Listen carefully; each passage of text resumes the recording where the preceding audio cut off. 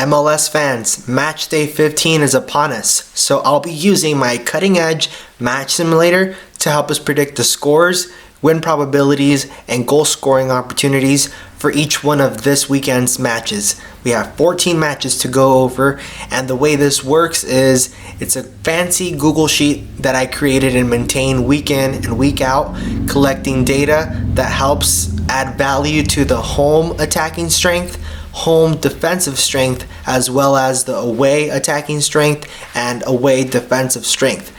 As you may not know or may know, some teams play better at home, other teams play better away. Some teams are really good at home or away. Just the luck of the draw, right? Some teams are just that good. So it's important to analyze the team's current form, whether they're playing an away match or a match at home, to better predict these matches. Now, these matches, this match simulator isn't the holy grail and it isn't perfect.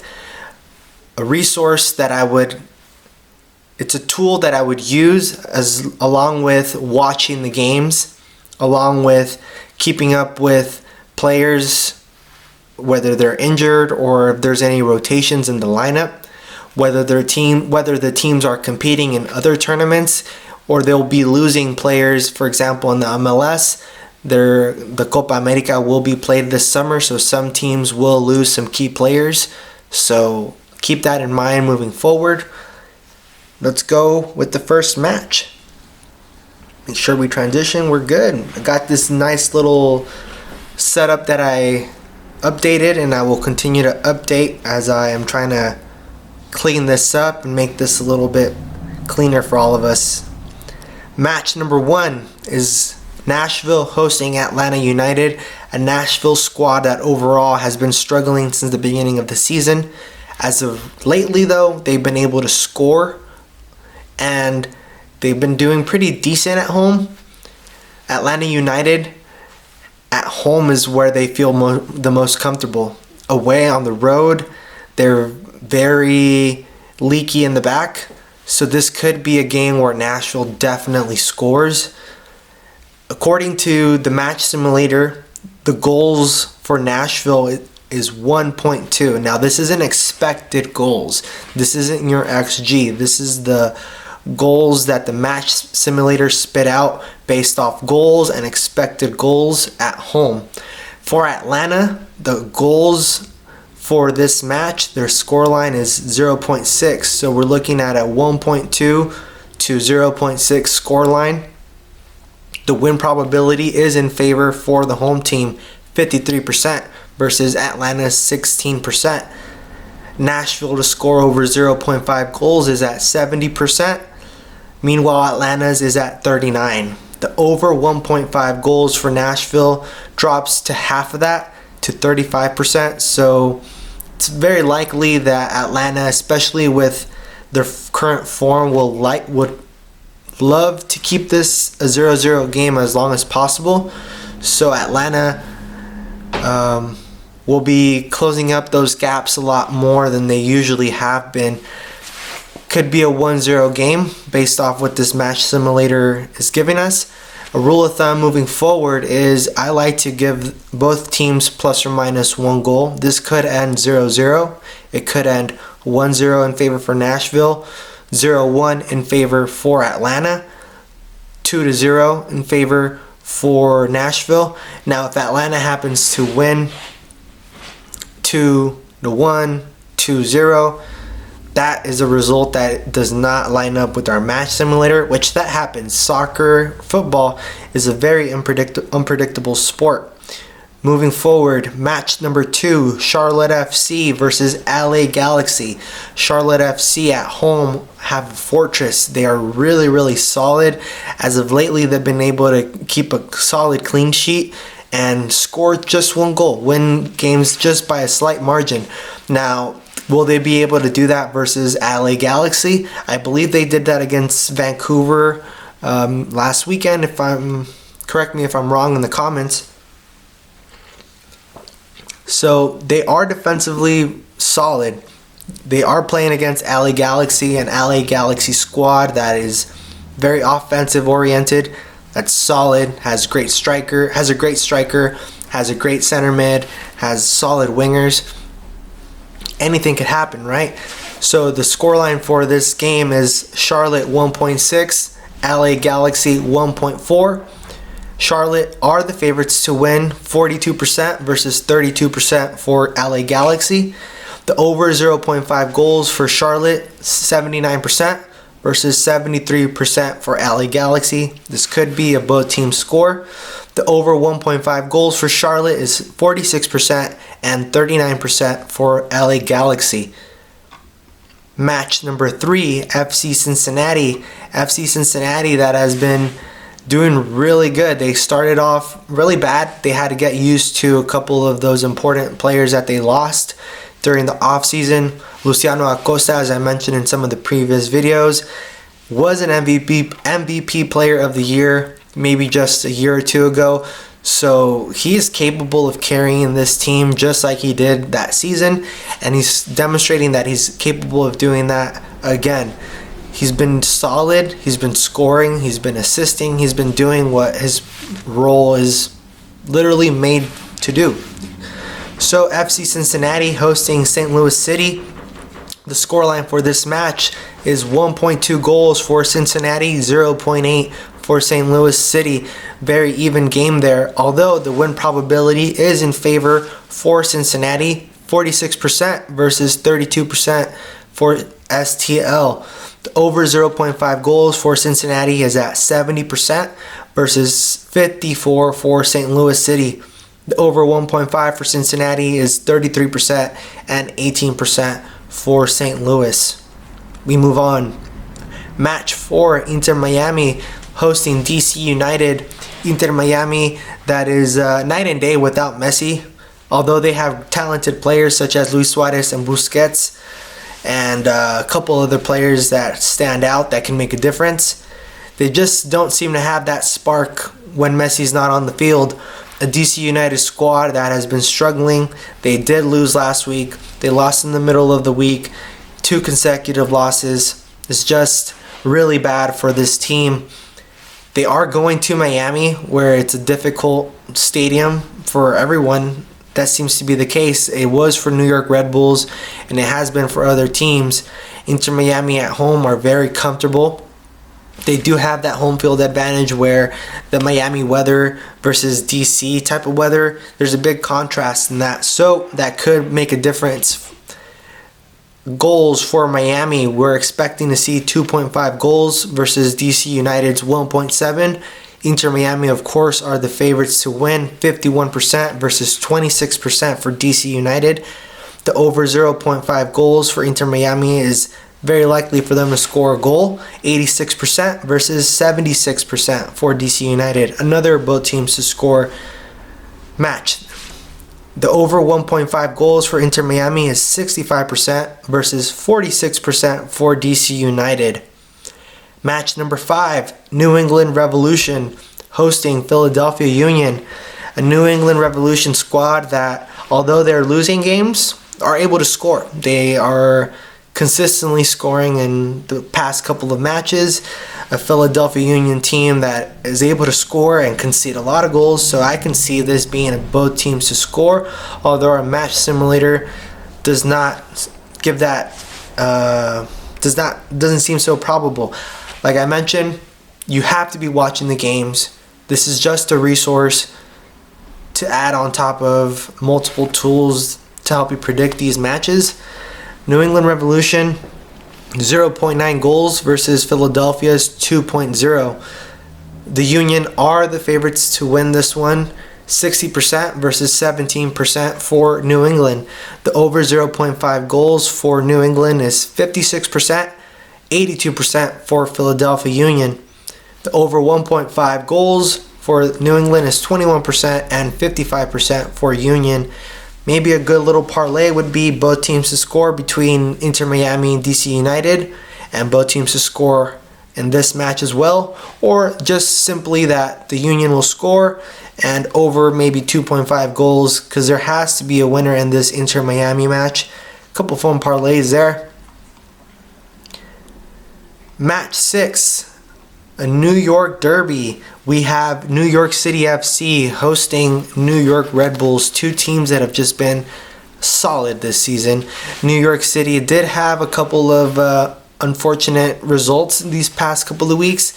New York Red Bulls, besides that match versus Inter Miami where they looked sloppy, they've been able to turn that around. They've been scoring a lot. They've been defensively strong. Looks like this will be an entertaining game. Goals for NYFC 1.7, New York Red Bulls 1.2. Very even there. The win probability does tell us that NYFC are the favorites to win, 48% to 27% for Red Bulls. The over 0.5 goals for NYFC is 80% versus 69% for the Red Bulls, and the over 1.5 is 49% versus 33%. Match 7, Toronto FC versus Montreal, a Canadian Classico, or one of the Canadian derbies that we have this season. Toronto did lose in the middle of the week to who did they lose to? They lost. I think Nashville. Nashville beat them 2-0. We'll see how it goes. Montreal have been playing a lot of away games, so they feel comfortable on the road. They are in Canada, so that may not make too much of a difference. I'm not too familiar with the changes in demographics, geography in Canada to know what the difference in Toronto and Montreal is. Expected goals, or goals for Toronto, 2.0 to 1.2. Toronto are the favorites, 56% to 21%. They are a solid team. Montreal did just play against Inter Miami last week. So usually when you play teams that are really strong like Inter Miami and you're a team like Montreal, you gain some confidence, especially by holding a score 2-0 for quite some time. I know they ended up losing the game 2-3, but those types of games build confidence, even though there's a lot of mistakes, because you played against some of the best players in the MLS. So you're going to be playing against some really talented players, in Toronto. This could be an entertaining game for us to see. Maybe it's over 2.5 goals. Looks like it is here. The over 0.5 goals for Toronto is very high, 85% versus 67% for Montreal. And the over 1.5 is 59% to 32%. Match 8, Austin FC hosting Sporting Kansas City. Goals for this one, scoreline is tied 1.1 to 1.1. Win probability is very even for both these teams, 35% for Austin, 36% for Sporting Kansas City. The over 0.5 goals is even for both teams, 67%, and the over 1.5 goals is 30% for Austin, and the edge is given to Sporting Kansas City, 47%. Seems like Sporting Kansas City has a slight edge on this match. Austin FC at home, can't discard of that. They are solid. They can score goals. So we'll see how this game plays out. Match 9, Chicago FC hosting Columbus Crew. Wow, Chicago FC have been really bad. There's been a lot of teams that have been doing really bad this season that Chicago's sort of gone under the radar.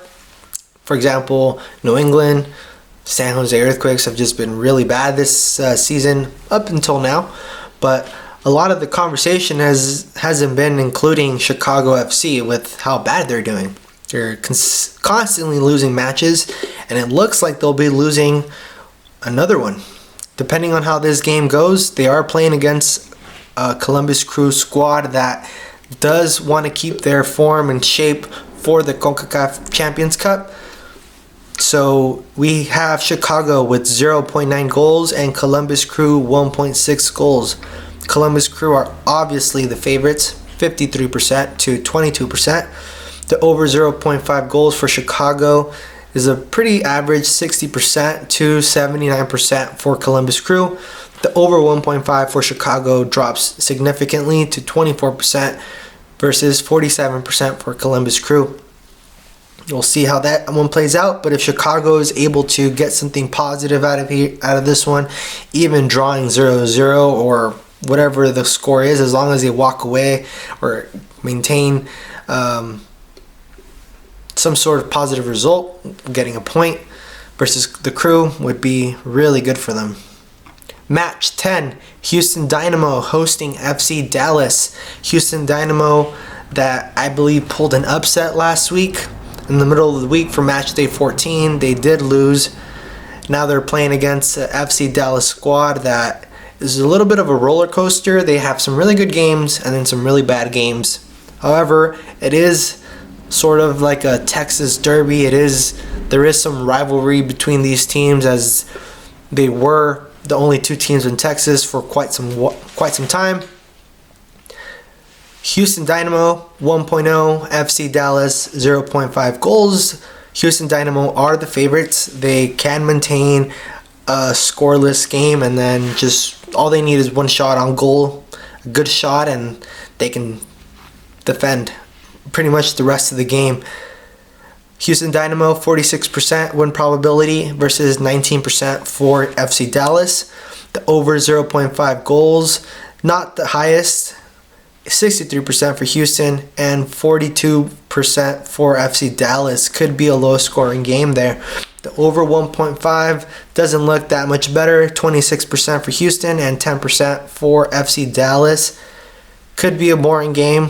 Could also be a very high scoring match. You just never know, right? But based off XG and goals and points and expected points, this is what the match simulator is giving us. Match 11, Minnesota United versus Portland Timbers. Minnesota United have been... they're an interesting team because they can score goals. They're strong. They can defend. They can pull an upset. And then you get Portland Timbers that just out of nowhere pulled the win out of nowhere against San Jose Earthquakes, coming back and winning game 4-2 when they were 2-0 down. Interesting. So, as I mentioned in a lot of my previous videos, Portland are a team that can concede and score a lot of goals.